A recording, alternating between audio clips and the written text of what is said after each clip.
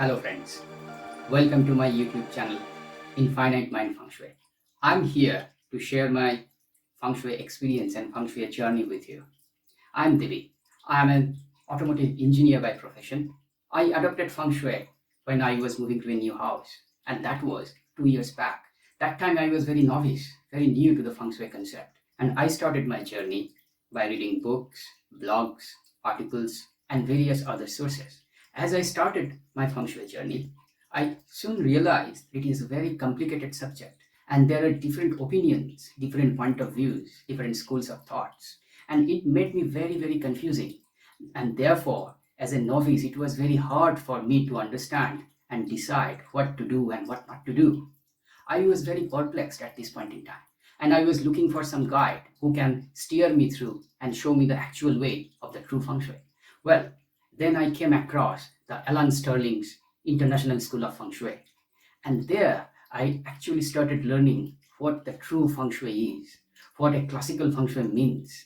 And then I realized that actually people have commercialized the feng shui. But if we go back thousands of years, the roots of feng shui is quite different. And that's the time that gave me a motivation that, okay, it is probably a good idea to share my experience, how I started, and definitely the problems I faced. Probably the thousands of you are at the same situation. And that's when I decided, okay, let me share my experience and let me share my journey with you. And as I said, this channel is for all who would like to adopt the true feng shui, the ancient feng shui practices in their life, and who are interested to change their lives, to enhance their lives by practicing the true concepts of feng shui. And the objective would be to make my channel as interactive as possible. Okay, having said that, let us try to understand what is feng shui and why do we need in our life. If I try to make a translation of feng shui from Chinese to English, it means wind and water. Feng is wind, shui is water. By the way, the pronunciation of feng shui is feng shui. Many people say that this is feng shui pronounced in a different way. But if we try to stick to as close as possible the ancient practices, then let us say feng shui, wind and water. And what does that mean? So these are the two basic forces of nature and which has the capability or capacity to influence change in our life. So that's where it all started, that how feng shui can help us to bring or to live in harmony with nature. What changes we need to bring in our surroundings, in our environment, so that we can always stay in unison with nature, in balance with nature. And that's all about feng shui. And if we try to see the scientific aspect of it, so this means that interaction of energy. And the energy surrounding us changes with respect to time and space. It always has a spatio-temporal relationship. And that's why a true feng shui is essentially a study of time and space, a study of energy interaction in time and space. And once we make a mastery of that, we will see that any change in our environment will always influence a positive impact or positive change in our life.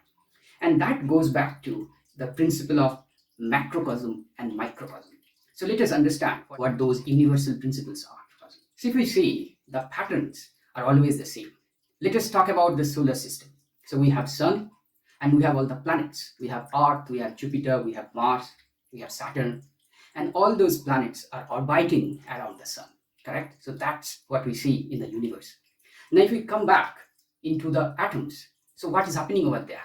So we have nucleus at the center and we have electrons who are again rotating around the nucleus, the atom center, right? So then we see that the pattern which is prevalent in universe is the same pattern also exists inside the atom. And that's an example of macrocosm and microcosm. And the same principle is extended or applied in feng shui. And that's why if you ask me to define feng shui, I would say feng shui is an ancient art as well as a science of living together in harmony with nature and which will promote health, wealth, and relationship. So this has a positive impact in these three areas of life, correct? And that's why it is so important that we embrace feng shui, we understand the true feng shui principles, we try to understand the art and science behind it, and try to change the post-pandemic lives for us. So that's my motivation in opening this new channel. Let us try to understand the history of feng shui, because it is very important to understand the roots to be able to make a mastery or develop a mastery in that particular topic. So the history of feng shui dates back to the Sumerian civilization, probably 6,000 years ago. And if we go back to that, we see that they have a very, very important and very, very developed civilization over there. However, due to sudden climatic change, the people of Sumeria, they had to migrate. And a group of people, we call them the wandering tribes, left Sumeria and they came and settled down in the China.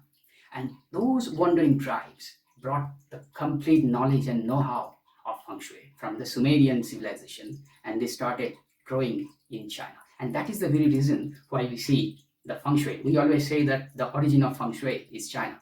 Yeah, that's okay. But actually, the true origin is the Sumerian civilization 6,000 years back. So now let us try to say, okay, those wandering tribes. So let us say, okay, who are they? So they are different tribes. So they start with one of the leading tribes, the Fuxi. And who the Fuxi were? So Fuxi were the animal tamers. So they had the competency, knowledge, and skill set of how to tame animals, how to tan, the tanning. They also know how to do plowing. Even they are the people, they are the wandering tribe who invented the first concepts of mathematics and science, and which was the basis of feng shui. So it was the Fuxi tribe, the Fuxi wandering tribe, who introduced, who brought forward the concept of eight tribes. So their contribution is immense in feng shui. Then probably the next thing I would like to take the name of Sui Ren, and they are the fire beginners. So they had the mastery of the fire, how to use fire, how to do metallurgy, how to do cooking. So they mastered the usage of fire. They mastered the usage of mirror. So how to improve the quality of life using fire. Correct. So these are the two examples of the wandering tribes, and they brought the whole concepts of feng shui into China. Then what happened? So that was the ancient history of feng shui.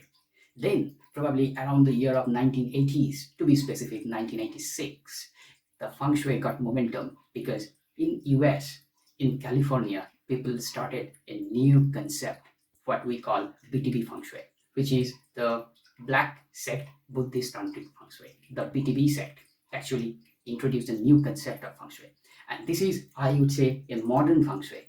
And the BTB concept, the BTB philosophies, the BTB principles are derived from the true, actual ancient feng shui. And I would say that is an oversimplification of the true or ancient concepts, the mathematics or the time and space behavior. And that's where, if you see, there are many people, there are many books who talk about, who are based on the BTB principles, and you will see that their guidelines or their thoughts are very much different than the people who are practicing the ancient and true feng shui. It is also quite natural that people are trying to commercialize the feng shui, and that's where I see that probably people are sometimes misguided. If you see, we always say that, okay, place some wind chimes, place some money frogs, place some crystals. So these things there is no standard guideline. There is no one solution fits all. So these are very much application specific.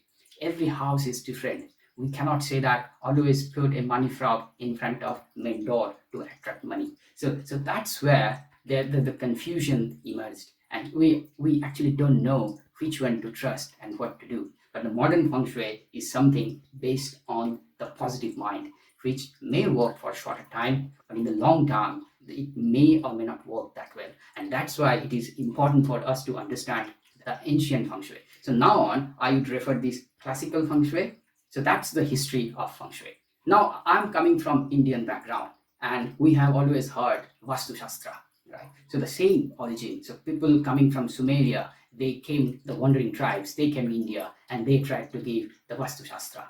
And it always dates back to our Veda. So that's where people even get more confused. Should I adopt Vastu Shastra or should I use feng shui?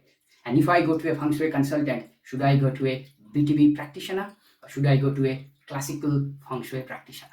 Let us try to understand and let us try to answer those questions. So what is Vastu Shastra?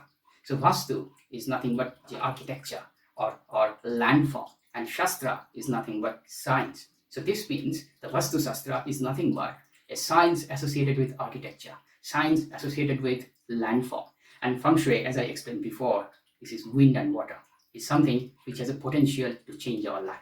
If we try to understand the similarities and differences between Vastu Shastra and Feng Shui, let us start with similarities. Vastu Shastra talk about life force. It calls it prana. Similarly, we see that Feng Shui also talk about life force. It calls it chi.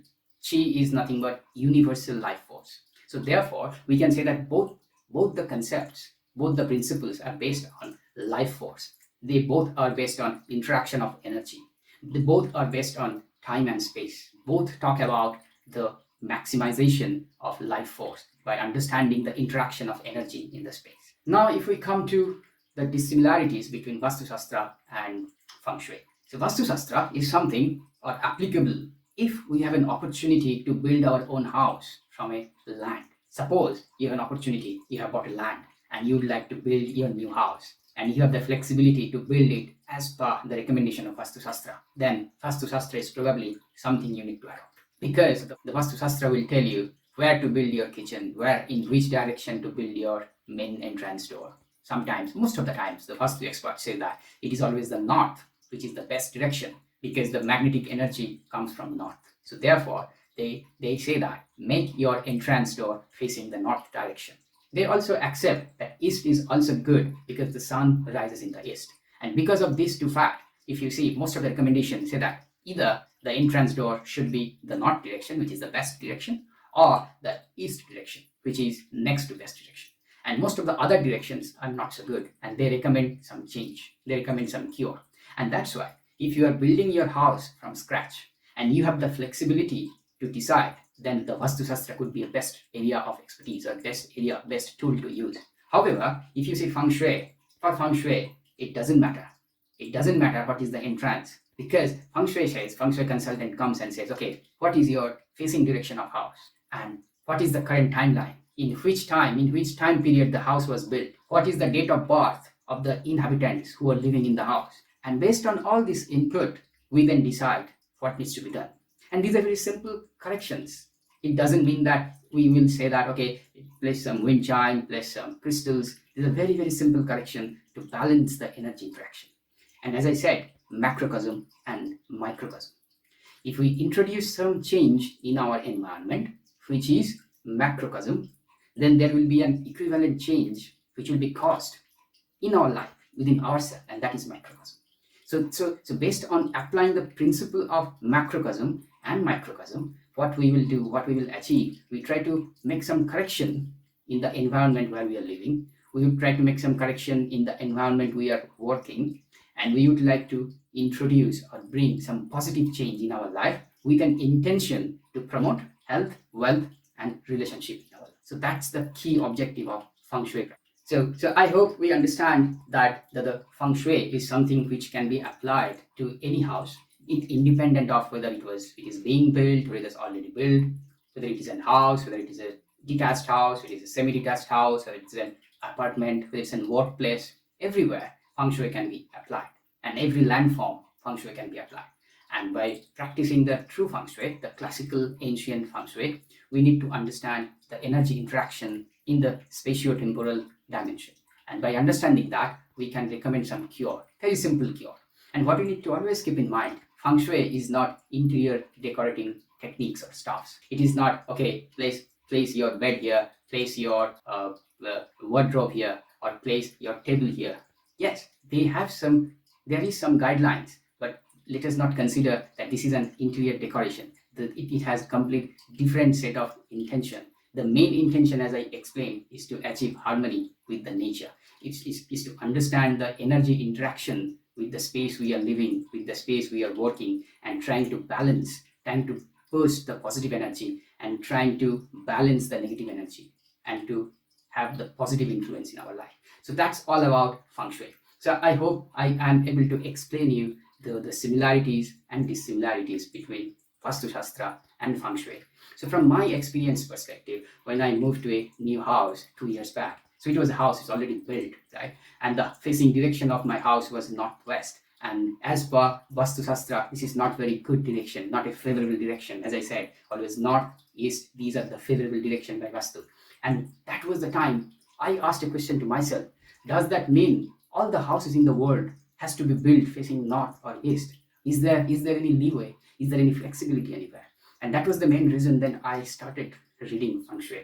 And then I realized, yes, it is possible. We need to understand what is the direction of the house, in which year it has been built, what is the date of birth, what is the energy signature of the people who are living, who are going to occupy the house.